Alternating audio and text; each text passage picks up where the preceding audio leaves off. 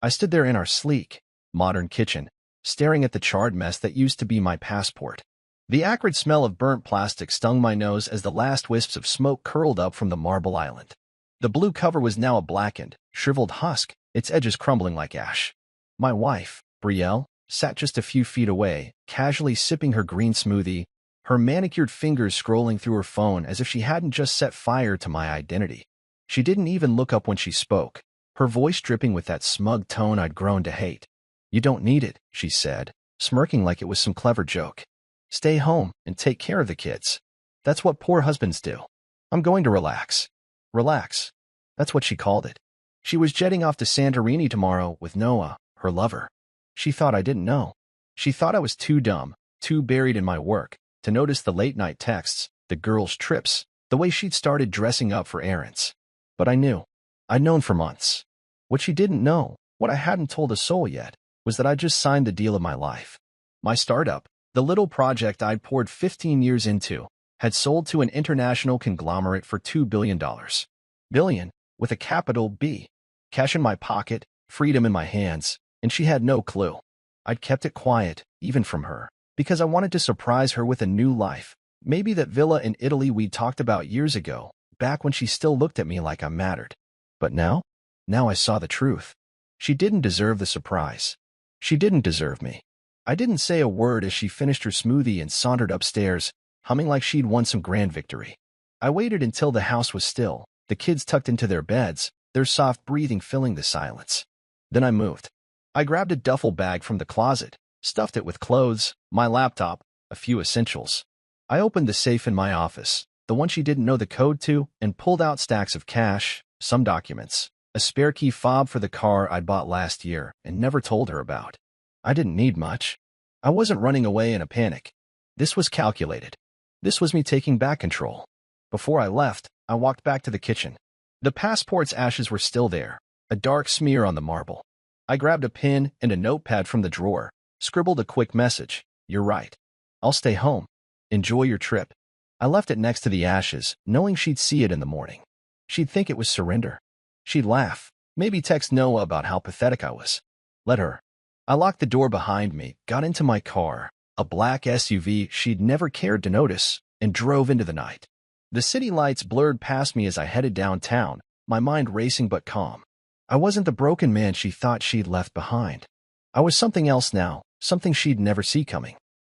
The penthouse suite I checked into was a world away from our suburban mansion, glass walls, a view of the skyline, silence that felt like power.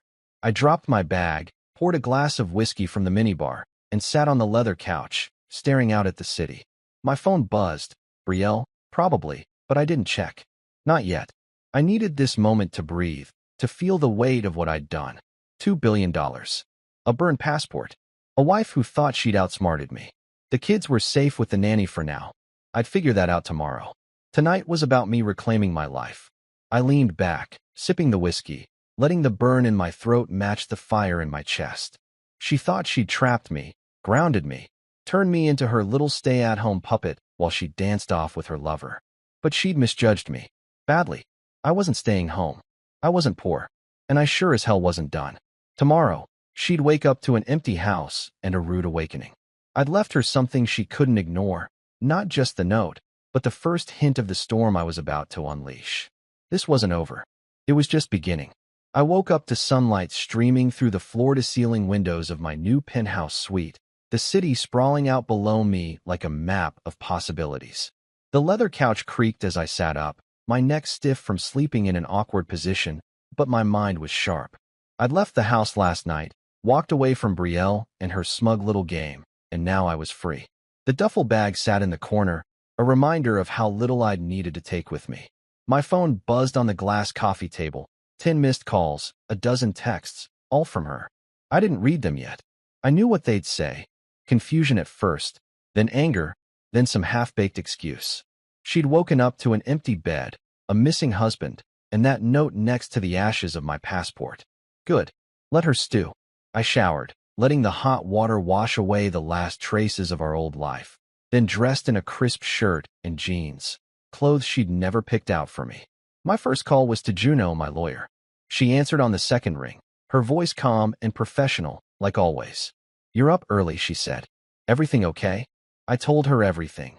Brielle burning my passport, her trip to Santorini with Noah, the way she'd mocked me like I was some broke loser. Then I dropped the bombshell. I sold the startup. $2 billion. Signed yesterday.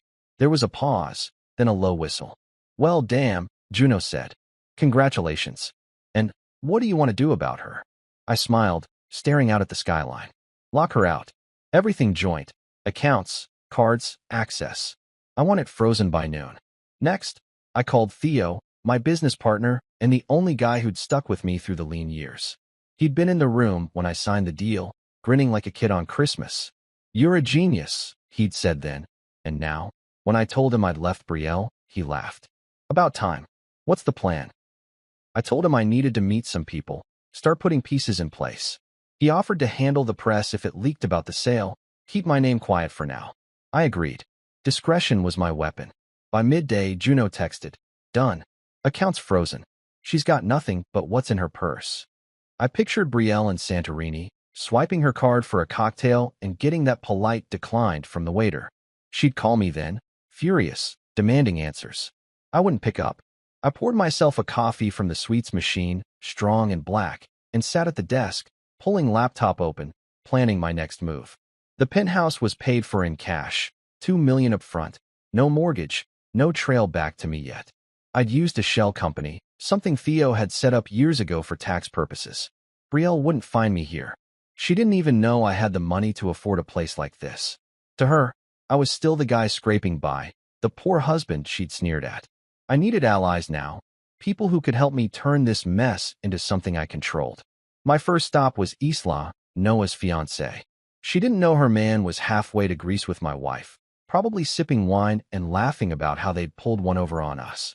I found her number through a mutual friend, called, and asked to meet. "It's urgent," I said. She sounded wary but agreed. "Coffee shop, downtown, 1 hour." I grabbed my keys and headed out. Isla was waiting at a corner table, her blonde hair pulled back, her face tight with stress. She didn't know me well, just as Brielle's husband, the quiet guy who didn't say much at parties. I sat down, ordered a coffee, and got straight to it. "Noah's cheating on you." "With Brielle. They're in Santorini right now." Her eyes went wide, then hard. "You're lying," she said, but her voice shook. I pulled out my phone, showed her the photos I'd had a PI snap, Brielle and Noah boarding the plane, his hand on her leg, her laughing like she didn't have a care in the world. Isla's face crumpled, but she didn't cry. She just stared, then whispered, "That bastard." I leaned forward, keeping my voice low. "I'm not here to hurt you. I'm here because we can help each other." She burned my passport to keep me stuck while they ran off. But I'm not stuck. I've got resources now, more than they know, and I'm going to use them. Isla looked up, her jaw tight. "What do you mean?" I told her about the sale, the money, the power I had now. They think they've won. They haven't. I just need proof, something to bury them. She nodded slowly, then pulled out her own phone. "I've got his cloud password. Let me check something."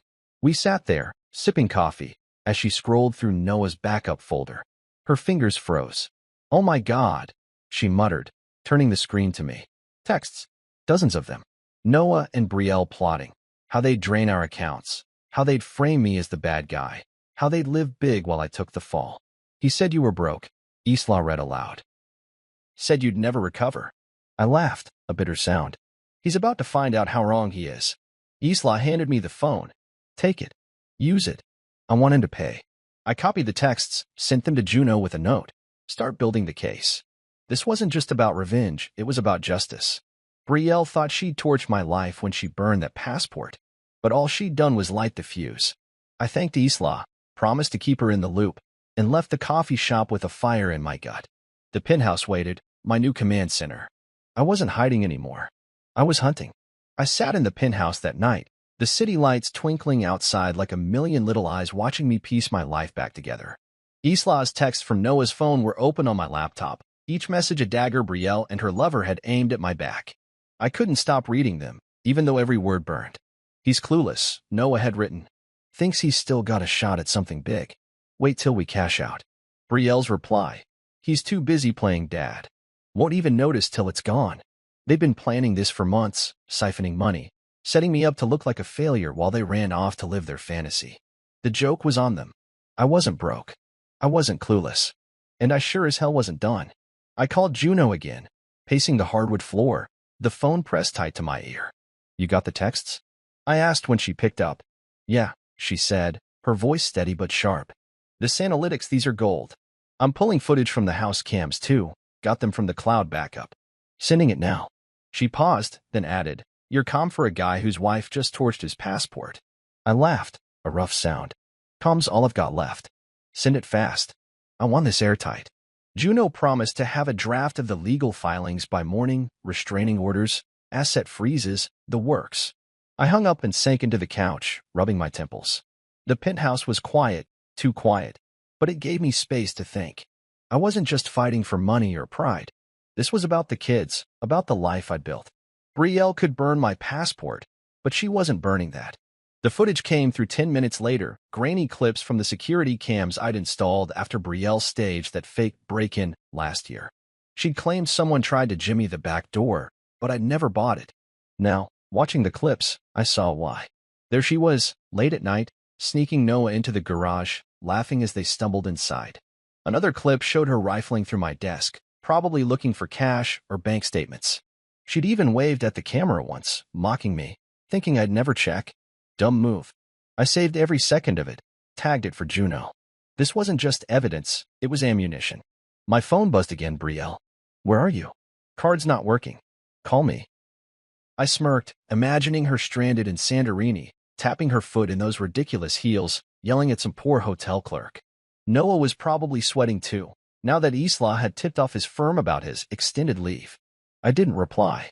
Let them squirm. I had bigger fish to fry. I called Isla back, catching her just as she was leaving Noah's apartment. "Found more," she said, her voice tight. "Receipts. Plane tickets. Hotel bookings, all in his name, but paid with your card." My card. The joint one she'd linked to her phone for emergencies. I gritted my teeth. "Send it over." "You okay?" She sighed. "No, but I will be. He's not getting away with this." I liked her grit. She was collateral damage, like me, but she wasn't curling up to cry about it. She was fighting. The receipts hit my inbox, thousands spent on first-class tickets, a suite at some fancy Greek resort, dinners I'd never eaten. Every charge was a slap in the face, but it was also a gift. Proof. I forwarded it to Juno with a note, add theft to the list. My startup sale wasn't public yet. Theo was keeping it under wraps, but the money was already in my new accounts, offshore and untouchable. Brielle thought she drained me dry. She hadn't even scratched the surface. I leaned back, staring at the ceiling. The penthouse smelled like new paint and leather, a clean slate. I thought about the kids 6 and 8, probably confused this morning when I wasn't there to make pancakes. The nanny had them covered, but I'd need to see them soon, explain things without poisoning them against their mom. That'd be tough. I didn't want them hating her, even if I did. They deserved better than our mess. My mind drifted to Noah. Smug bastard. I pulled up his firm's website, some mid-tier investment group. His bio bragged about integrity and client trust. Hypocrite. Isla said she'd emailed his boss screenshots of the texts, plus a heads-up about his little vacation. By now, he was probably getting calls, scrambling to explain. I hoped he choked on it. The footage kept playing on my laptop, loop after loop of Brielle and Noah in my house, my space, acting like they owned it. One clip showed her burning my passport, holding it over the stove with tongs, giggling as the flames caught. "Bon voyage, loser," she'd said, dropping it on the counter. I froze the frame, saved it. That was Exhibit A, malicious intent, clear as day. Juno would eat it up. I stood, stretching, and walked to the window. The city hummed below, oblivious to my war. I wasn't just gathering evidence to protect myself. I was building a case to bury them. Theft, fraud, maybe even destruction of property. I didn't care about jail time for her. I just wanted her stripped bare, financially and socially. Noah too. Let them see what it's like to lose everything. Isla texted again. "He's calling me." Not answering. "You." I typed back. Radio silence. "Stay strong." She sent a thumbs up. I liked her more every minute. She wasn't just a victim. She was a partner in this now, whether she knew it or not. I sat back down, pulling up a blank document. The real plan was taking shape, not just defense, but offense. I'd exposed them, not with loud accusations, but with quiet, undeniable facts. Alara, a journalist friend, owed me a favor from way back when I helped her source a tech story. She'd love this: suburban betrayal, money, sex, the whole soap opera. I shot her an email. Got a scoop. Off record for now. Coffee tomorrow. She'd bite. I could already see the headline. The clock ticked past midnight, but I wasn't tired. Adrenaline kept me sharp. Every text, every clip, every receipt was a brick in the wall I was building, one they'd never climb over. Brielle thought she'd burn me out of her life. She didn't know she'd just handed me the match. I sat at the desk in my penthouse, the laptop screen glowing with those damning texts and videos, but my mind wasn't on them anymore. It drifted back, way back, to the beginning, 12 years ago, when Brielle and I first met. I was just a scrappy coder then, hunched over a beat-up laptop in a garage that smelled like motor oil and stale coffee. She'd walked in with a friend, all bright eyes and easy smiles, wearing a sundress that caught the light. I'd been debugging code for 16 hours straight, my hair a mess, my shirt wrinkled, but she didn't care. "You look like you're building the future," she'd said, leaning against the workbench. I laughed, shy and awkward, and told her it was just a dumb app idea. She stayed anyway, asking questions, listening like she actually cared. That was the Brielle I fell for, the one who saw something in me when I was nothing. Now, staring out at the city lights, I wondered where that girl went. Back then, I was all ambition, working late nights, scraping by on ramen and hope. She liked it at first, called me her dreamer, said she'd be there when I made it big. We got married 2 years later, a small ceremony in her parents' backyard, me in a borrowed suit, her glowing in white. I promised her the world, and I meant it. But as my startup grew, so did her expectations. The app turned into a platform, the platform into a company, and suddenly I wasn't just a dreamer. I was a machine she wanted to tune. She started picking my clothes, telling me my old jeans were embarrassing now that I had investors to impress. My buddies from college? Too scruffy, she'd say, steering me toward her polished friends instead. Even my family got the cold shoulder. She'd make excuses to skip dinners with my mom, my brother Kai, saying they didn't fit her vibe. I let it happen. That's the part that stings now. I was so focused on building something real, something that'd last, that I didn't see her reshaping me into her accessory. The late nights at the office weren't just about work. They were my escape from her constant nudges, her little digs about how I wasn't fun anymore. She wanted luxury, status, the Instagram life, while I was still the guy who'd rather fix a bug than sip champagne at some gala. Over time, I became this curated version of myself, clean-shaven, buttoned up, quiet at her parties because she'd trained me to be. I thought it was compromise. It wasn't. It was control. The passport burning? That was her final move, her way of saying I didn't matter anymore. "Stay home," she'd smirked, like I was some lapdog she could chain up while she ran off with Noah. She didn't just want me out of the picture, she wanted me small, powerless, a footnote in her shiny new story. I poured a glass of water from the penthouse sink, gulping it down as the memory hit me harder. 12 years, 2 kids, a life I'd built brick by brick, and she'd lit a match to it like it was trash. But she didn't know the half of it. She didn't know I'd sold the company, that I'd turned that garage dream into $2 billion. To her, I was still the broke coder, the poor husband she could mock. She'd married a lie, but not the one she thought. I walked to the window, pressing my hand against the cool glass. The city buzzed below, alive and indifferent.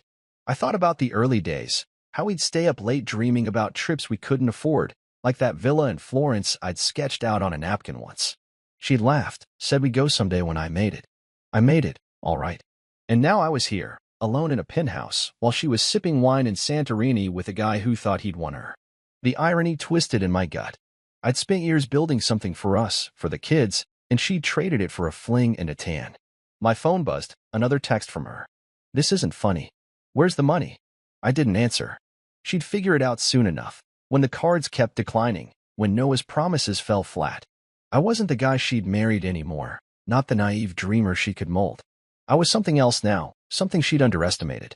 The footage from the house cams, the text from Isla, the receipts, they were all pieces of the puzzle, but this wasn't just about evidence.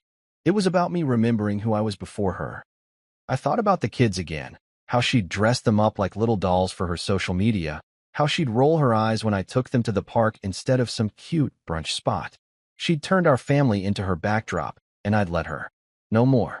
I'd get them back, give them a life that wasn't about likes or filters. I'd show them the world, Florence, maybe, like I'd promised myself years ago. Brielle could keep her Santorini. I'd take the real stuff. I sat back down, running a hand through my hair. The penthouse felt too big, too empty, but it was mine. No trace of her here. No perfume. No demands. No smirks. Just me and the truth. She'd burn my passport to keep me grounded, to clip my wings while she flew off. But I wasn't the backup plan she thought I was. I was the main event, the guy who'd built an empire while she was busy posing. She'd mocked my work, my friends, my roots, thinking she'd outgrown me. Now I'd remind her, the man she burned wasn't her stepping stone. He was the whole damn mountain. I closed the laptop, the screen going dark. Tomorrow, I'd meet Alara, start laying the groundwork to expose this mess. But tonight, I just sat there, letting the past settle around me like dust. 12 years with a woman who'd never really known me. 12 years of bending, shrinking, trying to fit her frame. That was over. The lie she married was dead. The real me? He was just getting started. I woke up to the soft hum of the penthouse air conditioning, the city still asleep outside my windows. My phone was silent. No buzzing, no texts from Brielle, just a quiet that felt like victory. I'd gone dark last night, turned off notifications, let her stew in the mess she'd made. She was in Santorini by now, probably waking up to declined cards and a boyfriend who couldn't cover the tab. I pictured her tapping her foot, flipping her hair, demanding answers from a hotel clerk who didn't care. Good. Let her feel it. I rolled out of bed, my bare feet hitting the cool hardwood, and made coffee, strong, black, no fuss. The penthouse smelled like freedom, and I was ready to use it. First thing, I called Juno. Status? I asked, sipping from my mug. She didn't waste words. Joint accounts are locked. Cards canceled. She's got whatever cash she took with her, and that's it. Offshore trusts are set. Your $2 billion's safe. She can't touch a dime. I nodded, even though she couldn't see me. The house. Juno's voice sharpened. Deeds off your name. Transferred to the LLC. She's got no claim unless she fights it in court, and with what money? I smirked. The mansion, our big, shiny suburban cage, was mine in every way that mattered. Brielle could bang on the door all she wanted. She wasn't getting in. I'd gone ghost, and it felt good. No calls, no explanations, just me pulling levers she didn't even know existed. I checked my new bank app, clean, separate accounts, fat with the sale money. Theo had wired his cut too, but mine was the lion's share. $2 billion, sitting there like a loaded gun. Brielle thought she'd left me broke, scrambling. She didn't know I'd been planning for years, quiet moves, shell companies, trust she'd never sniffed out. I wasn't the fool she'd painted me as. Next, I texted Isla. How's it going? She replied fast. Noah's freaking out. Firm's on his ass. I'm good, thanks. I liked her more every day. She'd taken her own hit but wasn't crumbling. She'd sent his boss the texts, the receipts, everything, and now Noah was feeling the heat. His cushy job was probably toast by now. Cheating on your fiancé with a married woman doesn't look great on a resume. I typed back. Stay sharp. She'll be home soon. Isla sent a fist bump emoji. We were a team now, whether she realized it or not. I paced the penthouse, coffee in hand, thinking about my next move. The kids were with the nanny, safe, fed, probably asking where I was. I'd call later, keep it light, but I needed to focus today. Brielle's world was collapsing, and I was the architect. I pulled up the housecam footage again, watching her burn my passport on loop. That smirk, that laugh, it fueled me. She thought she'd grounded me, but I was already flying. My phone pinged an email from Juno. House codes changed. She's locked out when she lands. Perfect. I imagined her rolling up in a cab, designer bags in tow, punching the old code into the keypad. Nothing. She'd scream, call me, maybe even the cops. Let her try. The LLC owned it now, and I had every right to secure my property. She'd be stuck outside in those stupid heels, looking like the fool she was. I needed to hit harder, though, not just money, not just the house. I wanted her exposed, her perfect little life peeled back for everyone to see. That's when I thought of Alara. She was a journalist I'd met years ago, back when my startup was just a blip. I tipped her off to a tech story once, saved her deadline. She owed me. I grabbed my laptop, Shot her a message. Hey, got something big. Suburban influencer, double life, money, betrayal, the works. Coffee today? Off record for now. She replied in minutes, hell yes. 2 p.m., usual spot. I grinned. Alara loved a juicy scoop, and this was a banquet. I spent the morning digging deeper, cross-checking the receipts Isla sent, matching them to the cam footage. Every move Brielle and Noah made was sloppy, traceable. They'd used my card for everything: flights, hotels, even a damn couple's massage. I saved it all, built the file thicker. Juno would use it for the legal side, but Alara? She'd turn it into a story that'd torch Brielle's precious image. All those followers, those brand deals, she'd lose them overnight. By noon, I was restless. I grabbed my keys, headed to the coffee shop early. The place was quiet, just a few people tapping away on laptops. I took a corner table, ordered a black coffee, and waited. Alara showed up right on time, her dark hair pulled back, her notebook already out. You look different, she said, sliding into the seat across from me. Good different. I shrugged. New chapter. You ready for this? She leaned in, eyes bright. Spill. I kept it vague, no names yet, just the bones. A suburban wife, an affair, a husband she thought she'd ruined. She burned my passport to keep me home while she ran off with him, I said. Thinks I'm broke. I'm not. Alara's pen flew across the page. And the twist. I leaned back, sipping my coffee. I just sold my company. $2 billion. She doesn't know. Alara whistled low. That's a hell of a hook. What's the play? I told her I wanted a feature, not about me, not yet, but about the quiet financial abuses, the fake lives people like Brielle lived. She's the centerpiece, I said. Her and her lover. Let the world see. Alara nodded, scribbling. I can run it anonymous for now, sources say, that vibe. When you're ready, we name names. I agreed. Timing was everything. Brielle would be back soon, and I wanted this prime to drop when she least expected it. We hashed out details, how she'd frame it, what I'd send her next. By the time I left, the plan was solid. Back at the penthouse, I checked my phone. Brielle again. This is insane. Answer me. I didn't. Ghost protocol was in full effect. She'd land tomorrow, find the house locked, the money gone, Noah's life imploding. I'd be here, silent, untouchable, pulling strings. She'd burned my passport to trap me. I'd burned her world to set myself free. I stood by the penthouse window, coffee in hand, watching the city wake up below me. It was 3 days since Brielle had left for Santorini, and today she'd land back home, right into the trap I'd set. My phone had been quiet all morning, no texts, no calls, just the calm before the storm. Juno had confirmed everything. The house codes were changed, the accounts frozen, the LLC in place. Brielle was walking into a brick wall, and I wasn't there to soften the blow. I didn't feel guilty, not after the passport, not after the texts, not after seeing her laugh with Noah on those cams. She'd made her bed. Now she could sleep in it. I checked the flight tracker on my laptop. Her plane was due in at noon. I pictured her strutting through the airport, designer sunglasses on, expecting to come home to her perfect life. Instead, she'd find a locked door and a bank account that didn't answer her prayers. Noah was probably with her, sweating through his excuses, his own world crumbling after Isla's moves.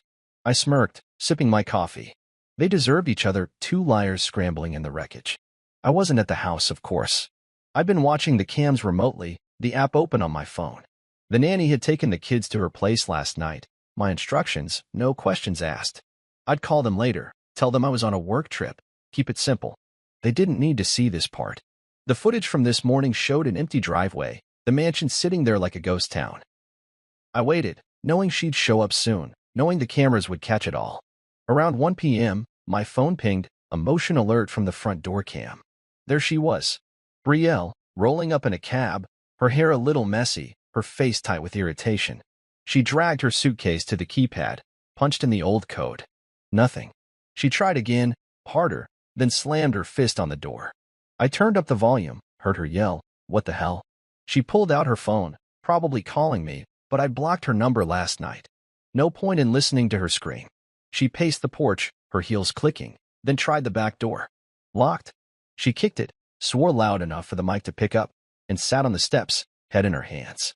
I leaned back on the couch, watching her unravel. She looked smaller out there, less like the queen she played online and more like a kid who'd lost her toy. Her suitcase sat beside her, a bright pink monstrosity stuffed with clothes she couldn't afford anymore. I didn't feel bad.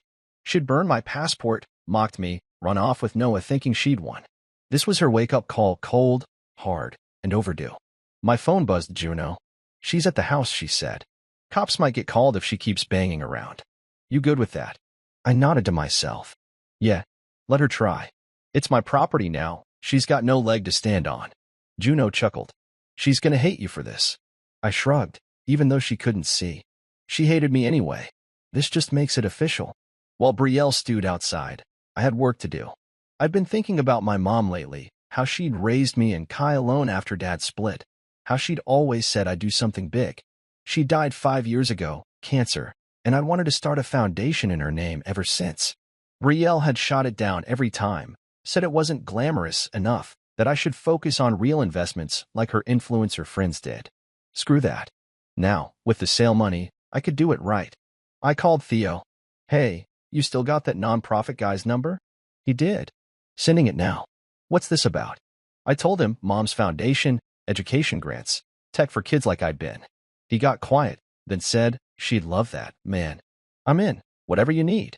I spent the afternoon on the phone with the nonprofit guy, a sharp dude named Marcus. We hashed out a plan, $5 million to start, scholarships, coding camps, all in Mom's name. It felt good, like I was building something that mattered, not just for me but for her. Brielle never got that, legacy over likes. By the time I hung up, the papers were in motion. I'd sign tomorrow. Back on the cams, Brielle was gone. The cab must have come back. She'd probably checked into a hotel, burning through whatever cash she had left. I didn't care where she went, as long as it wasn't my problem. I poured a whiskey, sat down, and wrote her a letter. Not an email, not a text, old school, pen on paper. I kept it short. You burned my passport to take a man on my dream trip. So I burned the illusion you called a marriage. I won't stop you from chasing fantasies. But you'll do it without me, and without the empire I built. I sealed it, addressed it to the house. The mail guy would drop it tomorrow. She'd find it eventually, whenever she figured out how to get back in. I leaned back, sipping the whiskey, letting the burn settle in my chest. The penthouse was quiet, but it didn't feel empty anymore. It felt like mine. The kids would be okay. I'd see them soon, take them somewhere fun, away from this mess. Brielle? She'd landed back in reality, and it wasn't the soft landing she'd expected. The cams had caught her meltdown, another piece for Juno's file, but I didn't need to watch it again. I'd seen enough. The clock hit 8 p.m. I stood, stretched, and walked to the window. The city glowed, alive and moving, while Brielle's world shrank. She'd thought she could burn me out of her life, leave me stuck while she danced off with Noah. But I wasn't stuck. I was free, freer than I'd been in years. The foundation was my start, a piece of something real.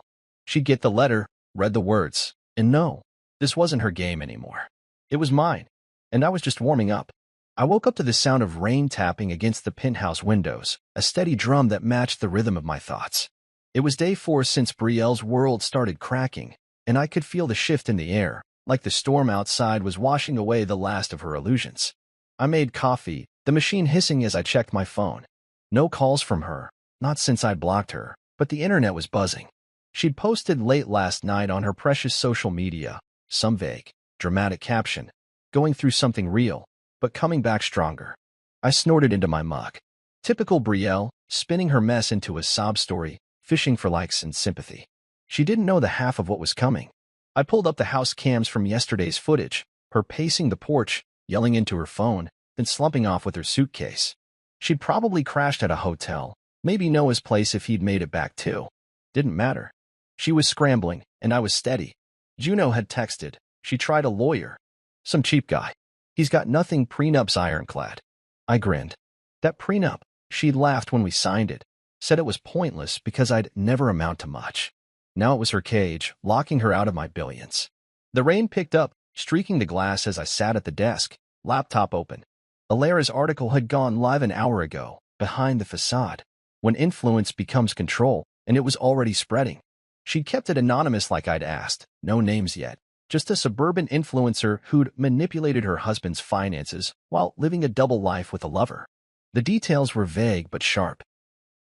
Enough to make people whisper, to make Brielle's followers squint at her latest post and wonder. I scrolled X, watching the chatter build. Sounds like someone I know, one user wrote. These fake perfect wives are the worst, said another. I didn't reply, didn't need to. The seed was planted. My phone buzzed, Alara. It's hitting. Comments are wild. You good? I typed back. Perfect. Let it cook. She sent a fire emoji. I leaned back, sipping my coffee, feeling the warmth spread. Brielle's whole game was her image. Those curated photos, they blessed captions, the brand deals that paid for her highlights and handbags. Now it was crumbling, and she didn't even know why yet. Her followers weren't buying the pity play. Too many had seen the article. Too many were connecting dots. I thought about her out there, probably refreshing her phone, watching the likes slow down. She'd call it a glitch, blame the algorithm, but the truth was colder. People smelled the lie. Her friends, those shallow influencer types she'd collected, were already pulling back. I'd seen it on her account. Fewer comments from the usual crew, no hard eyes from the yoga mom squad. Brands would be next. They'd drop her quietly, no emails, just a slow fade. She'd built her castle on sand, and the tide was coming in. An email popped up, anonymous, no name, just a throwaway address. She used to mock you, it read. Called you her little money tree. Said you'd never leave because you had no spine. Glad you proved her wrong. I stared at it, my jaw tight. One of her cronies, maybe, or someone she'd vented to at a wine night. Didn't matter who. It confirmed what I'd suspected. She'd never respected me, just used me as her prop. I saved it, forwarded it to Juno. Another brick in the wall. The rain kept falling, a gray curtain over the city. I stood, stretching, and walked to the window. Brielle was in damage control mode, but she had no tools left. No money, no house, no husband to lean on. Noah was useless too. Isla had gutted his career, and he'd be lucky to keep a job flipping burgers. I pictured them holed up somewhere, arguing over whose fault it was, their grand plan in ashes. She'd burned my passport to keep me down, but all she'd done was light her own fuse. I checked the cams again. Nothing new, just the empty house, rain pooling in the driveway. She hadn't come back yet, probably licking her wounds somewhere. I didn't care. My focus was shifting, less on her, more on me. The foundation papers were ready. I'd sign them tomorrow with Marcus. $5 million to start, a real legacy, not some filtered photo op mom would have loved it. Brielle never did. She'd called it a waste, said I should buy a yacht instead. Funny how she'd chased flash while I built substance. My phone pinged again, a text from Theo. Article's a hit. You sure you don't want your name out there? Hero vibes. I laughed, typed back. Not yet. Let her burn first. He sent a thumbs up. Theo got it. He'd seen Brielle's snide comments over the years, watched her try to shrink me. Now he was cheering me on, and it felt good to have him in my corner. I sat back down, pulling up her social media again. The post was still up, but the comments were turning. What's real, huh? Spill the tea, one said. This why your grid's been quiet? Another jabbed. I didn't smile, too much anger for that, but I felt the shift. She'd thrived on control, on everyone buying her act. Now the mask was slipping, and she couldn't glue it back on. The anonymous email stuck with me. Little money tree.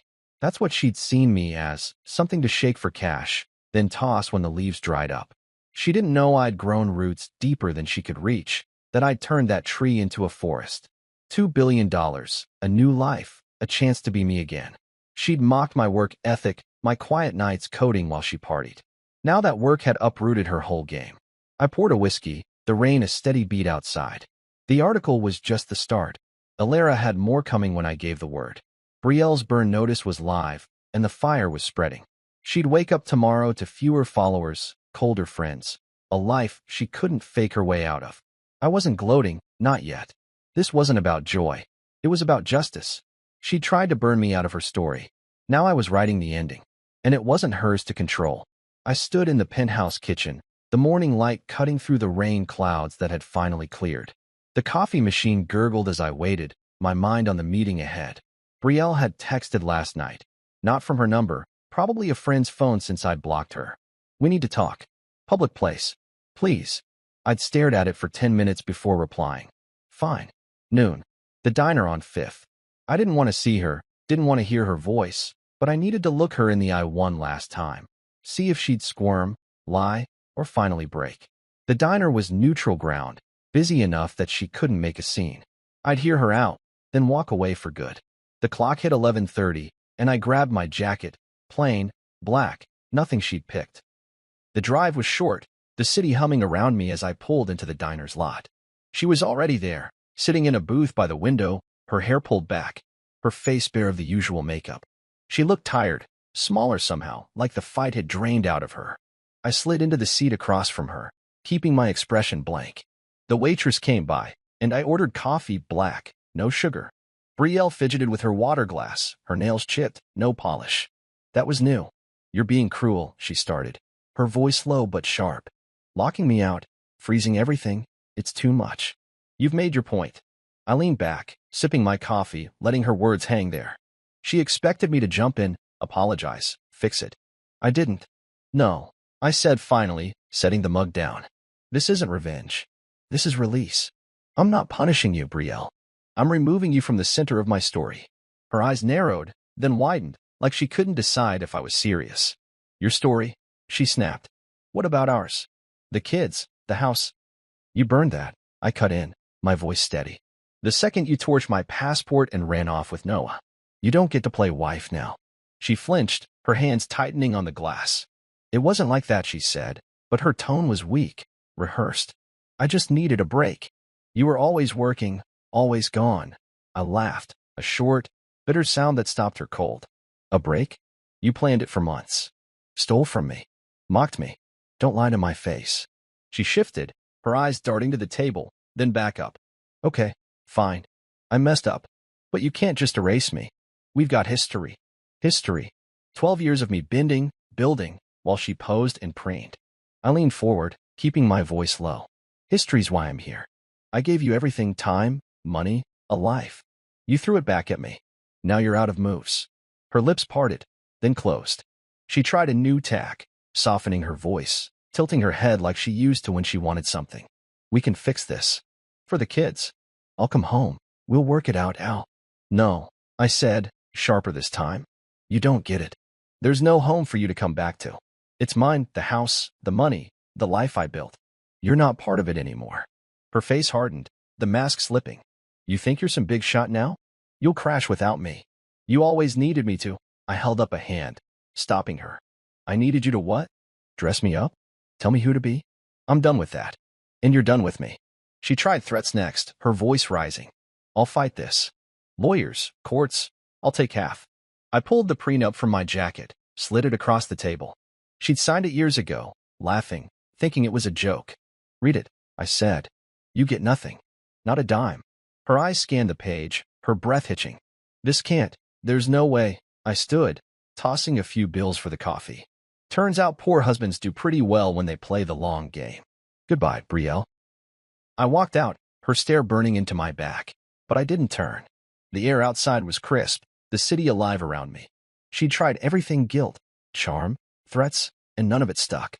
I got in my car, let out a long breath. That was it, the last thread cut. She wasn't my wife anymore, not in any way that mattered. The diner faded in my rear view as I drove back to the penthouse, the weight lifting off my chest. Back home, I poured a whiskey, the afternoon sun slanting through the windows. The prenup was my shield, but the Real wind was walking away. She thought she could manipulate me one last time, pull me back into her orbit. She didn't know I'd outgrown it, outgrown her. My phone buzzed. Alara. Articles still trending. Push the names? I typed back. Soon. Let it simmer. Brielle's meltdown at the diner would have been gold for the story, but I didn't need it. The anonymous version was enough for now. I thought about her sitting there, grasping at straws. She'd called me cruel, but cruelty would have been dragging this out, playing her game. I'd ended it clean. The kids were next. I'd see them tomorrow, take them for ice cream, start rebuilding what she'd cracked. They didn't need her drama, just me being there. I'd figure out custody with Juno, keep it smooth. The whiskey burned going down, a good burn. I wasn't the man she'd married, the quiet coder she could shape. I was me again, raw and real, with $2 billion and a life she couldn't touch. She'd unmasked herself today, shown the desperation behind the polish. I'd unmasked her too, stripped her of the power she'd held over me. The match was over. I'd won. And I wasn't looking back. I woke up to sunlight spilling across the penthouse floor, the city stretching out beyond the glass like a promise I could finally keep. Brielle was gone, not just from the house, but from my head, her voice fading after yesterday's diner showdown. I cut the last tie, left her grasping at air, and now the day was mine. Coffee brewed in the kitchen, the rich smell filling the space as I pulled on a plain t-shirt and jeans, clothes I liked, not one she'd approved. My phone buzzed. Marcus, the nonprofit guy. Papers ready. Meet at 10. I typed back. See you there. Today was about building, not breaking. I drove to his office downtown, the streets busy with morning traffic. The foundation was real now, Mom's name on it. $5 million to start, a chance to give kids like I'd been a shot at something big. Marcus greeted me with a handshake, his desk piled with forms. This is solid, he said, sliding the papers over. Scholarships, coding camps, mentorships, starts next quarter. I signed, my pen scratching across the page, feeling her with me, Mom, who'd worked double shifts to buy me that first clunky computer. Brielle had called this a waste. She was wrong. This was legacy. Back in the car, I called the nanny. Bring the kids to the park at noon, I said. I'll meet you there. She agreed, no questions. I hadn't seen them since I'd left, and the ache hit hard, my son's goofy grin, my daughter's quiet questions. I'd kept it light on the phone, said I was working, but they deserved more. The park was neutral, open, a place to start fresh. I stopped for ice cream on the way, chocolate for him, strawberry for her, guessing their favorites like I hadn't been gone. They ran to me when I got there, small arms wrapping around my legs. Daddy, my son yelled, his face smeared with dirt already. My daughter hugged quieter, her eyes searching mine. Where were you? She asked. I crouched down, handed them the cones. Work stuff, kiddo. But I'm here now. How's it been? They chattered, school, the nanny's pancakes, a lizard they'd seen. I listened, really listened, no phone in my hand, no Brielle nagging in the background. We sat on a bench, the sun warm, and I told them we'd take a trip soon. Where? My son asked, ice cream dripping. Florence, I said. Italy.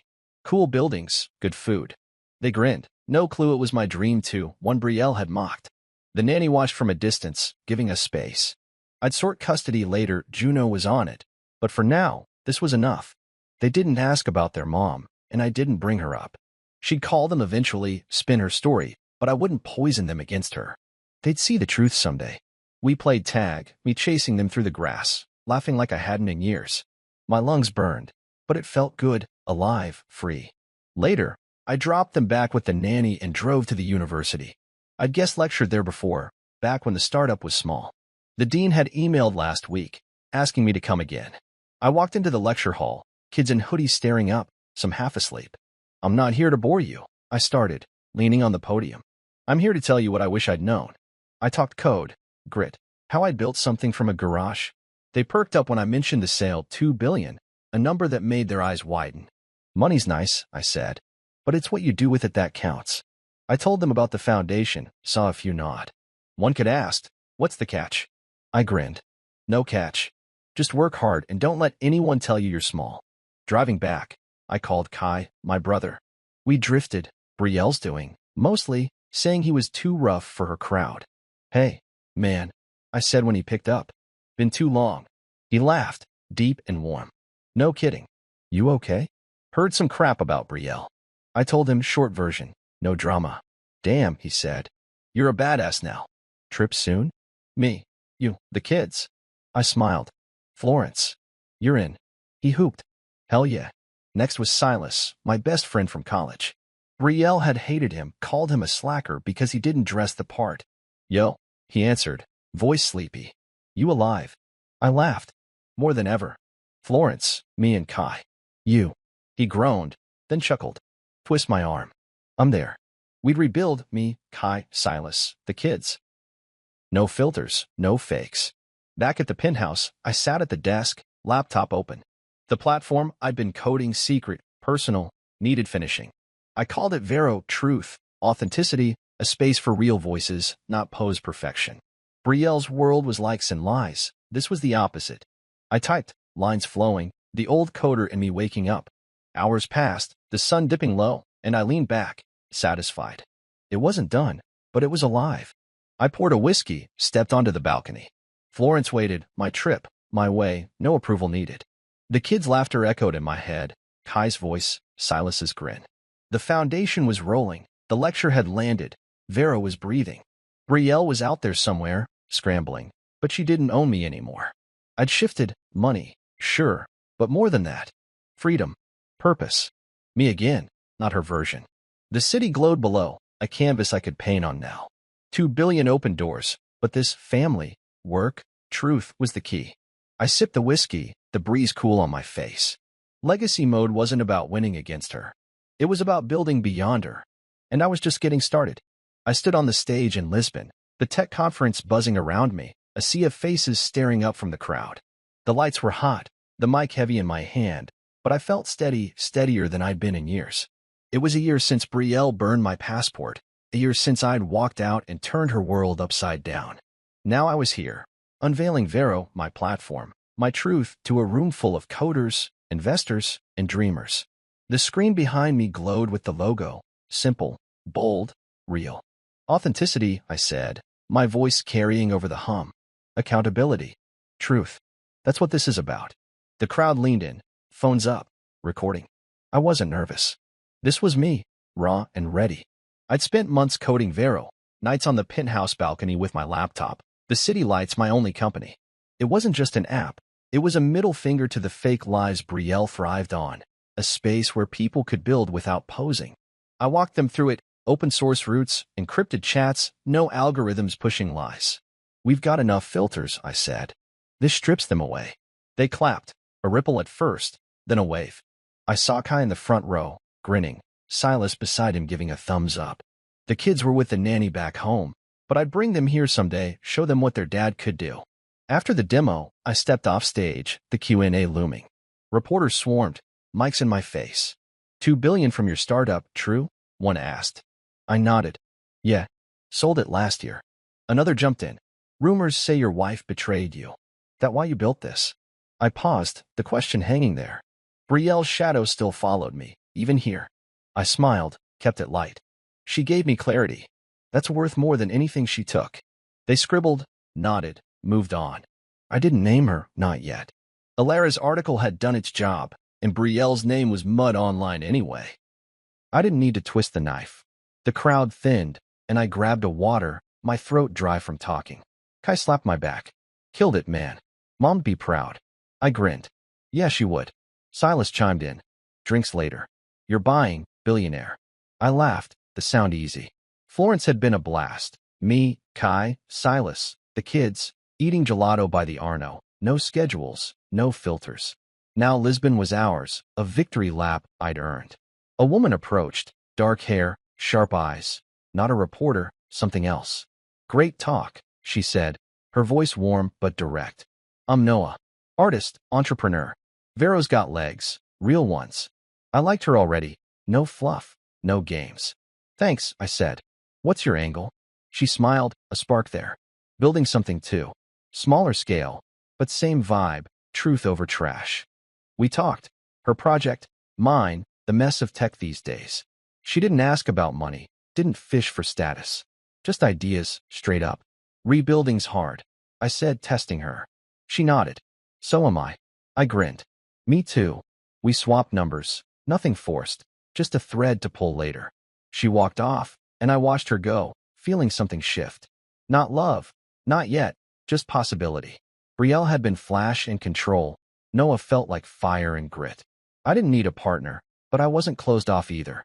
The right side of history wasn't about being alone. It was about being real. Back at the hotel, I sat on the balcony, Lisbon's lights sprawling below. The conference buzzed online, Vero trending, my name tied to it. Visionary, they called me. Comeback king. I didn't care about the labels. The sale, the money, it was fuel, not the fire. The fire was this, the foundation thriving, kids in coding camps because of mom's name, my own kids laughing again, asking about Italy, Kai and Silas back in my life, Vero breathing, growing. Brielle? She was a footnote now, divorce final, her accounts dry, her followers gone. She tried to come back post months ago, got ratioed to hell. I didn't check anymore. I thought about that night, the passport in ashes, her smirk, my quiet exit. She'd thought she'd won, thought I'd stay small. But I'd burned bigger, burned the lies she'd built around me, the cage she'd locked me in. 2 billion open doors, but walking out saved me. I'd rebuilt, not for revenge, but for me. The kids had a dad again, not a prop. I had brothers, Kai, Silas, not her fake friends. And now, maybe, Noah, a spark, not a script. My phone buzzed. Theo. Launch is a hit. Investors calling. You're back, man. I typed. Never left. Just found the right side. He sent a fist bump. I leaned back, the night air cool. Lisbon glowed, a city I'd conquered, but the Real wind was quieter. Me here, whole. Brielle's fire hadn't destroyed me. It had cleared the way, torched the junk I didn't need. I'd lost a wife, a house, a version of myself I'd hated. I'd gained everything else. I stood, stretching, the conference noise fading below. Vera was out there now, my mark on the world. The foundation was growing, the kids were mine, and Noah's number sat in my phone, a maybe, a what if. I didn't need to prove anything to Brielle anymore. She'd lost the game she'd started. I was on the right side, not of money or fame, but of me. The man I'd always been, under her noise. The one she'd never seen coming. I walked inside, the balcony door clicking shut. Tomorrow, I'd fly home, kids, Kai, Silas, a life I'd built. Some fires don't end you. They start you. And I was burning bright.